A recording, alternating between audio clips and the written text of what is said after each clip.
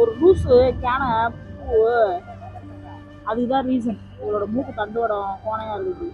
அவளுக்கு எது கோணையா போகுது இப்ப தெரியாது. அவங்க அதுதான் சொல்றாங்க, கரெக்டா இந்த இடம் தான் உங்களுக்கு மூக்கு தண்டோட வளைஞ்சிருக்கு அப்படிங்கிறாங்க.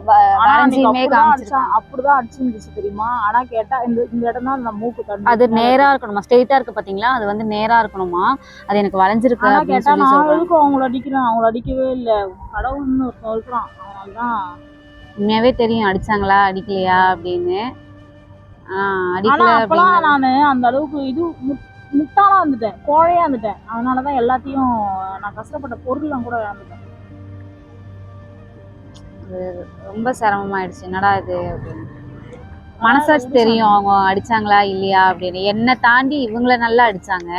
அதுக்கப்புறம் நெஞ்சிலேயே அடிச்சு எனக்கு எவ்வளவு திருப்பி அடிக்க கொஞ்சம் நேரம் ஆகுது, திருப்பி அடிக்க. நான் ஏன் அடிக்கல அப்படின்னா, நம்ம ஏன் ஒருத்தவங்க அடிக்கணும், ஓகேவா, அப்படிதான் நான் யோசிப்பேன். பாத்தீங்களா கை அடிச்சுனா வச்சுங்களா அப்படி வலிக்கும். நான்லாம் அடிச்சுனா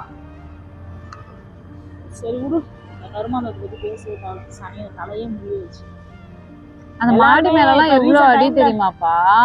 மேல கீழே வரும் போதெல்லாம் தள்ளி விட்டுச்சு, முதுகுல வந்து பட்டார்னு வச்சுச்சு.